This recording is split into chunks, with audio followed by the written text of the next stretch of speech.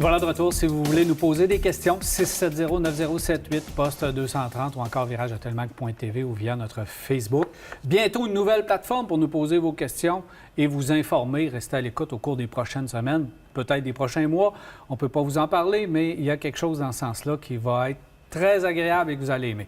Mathieu, on a quand même plusieurs questions, mais avant, il faut parler du véhicule qu'on a ici en studio, qui est le RAV4 version hybride. Et il faut applaudir Toyota parce que c'est les seuls qui osent maintenir un véhicule hybride dans le segment. Exactement. Les autres manufacturiers ont de très beaux discours. Ça se tient.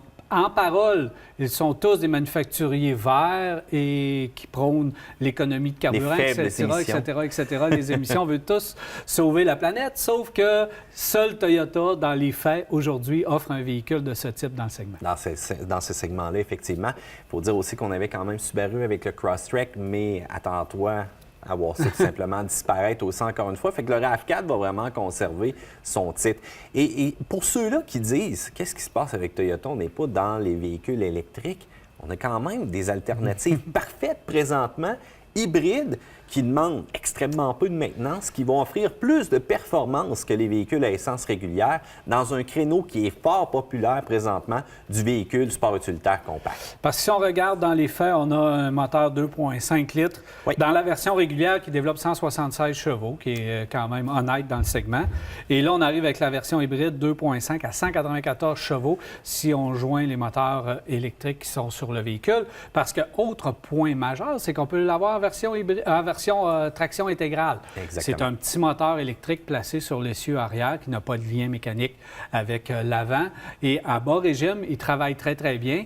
Ce que je me suis aperçu, c'est lorsque tu appuies très fort sur l'accélérateur, bien, tu te ramasses seulement avec un véhicule à traction. Donc, on doit être doux sur l'accélérateur. Lorsqu'on est doux, bien, on va chercher de la traction à l'arrière.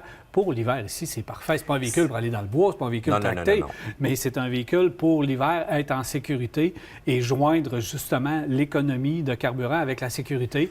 Et ça, c'est un très bon point dans une enveloppe qui est fort jolie. Oui, l'enveloppe qui est fort jolie. Puis en plus, on regarde au niveau de la révision qu'on a fait dernièrement. Le RAV4 a suivi vraiment un changement majeur pour l'année 2016, que ce soit l'extérieur, l'intérieur. On va y aller aussi avec un style qui est agressif, qui est propre présentement à Toyota. Puis quand tu regardes le devant du RAV4 hybride, mis à part les logos qui sont un petit peu plus bleus, tu vois quand même qu'on veut foncer. On veut se démarquer dans le design.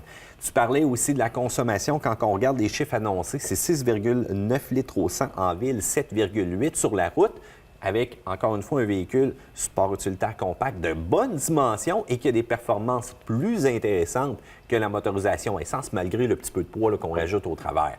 On se rend compte que démocratiser, donc rendre la consommation abordable, c'est pas facile. Alors, du côté du RAV4, évidemment, il faut avoir un prix qui va avec ça. La version est là, 36 714 jusqu'à la plus équipée, 40 900 quelques dollars pour cette version RAV4 hybride. Alors, dans l'ensemble, c'est un bon choix. Il est bien insonorisé, il est doux à rouler.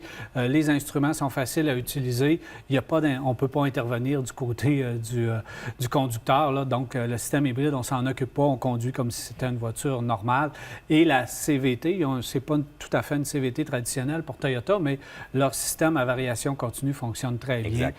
Donc, dans l'ensemble, c'est un véhicule qui est très intéressant si vous pouvez vous le permettre du côté financier et il n'y a pas d'alternative encore dans le segment. Non, puis en 2017, on a quand même rajouté de l'équipement de sécurité de plus, donc le fameux Toyota Safety Sense qui vient être bonifié. Donc encore là, un véhicule qui est parfait côté économie d'essence, qui est parfait pour la sécurité puis qui est en vague. Et moi, j'ai de la misère à y trouver des points négatifs, je vais être franc avec toi. Moi aussi.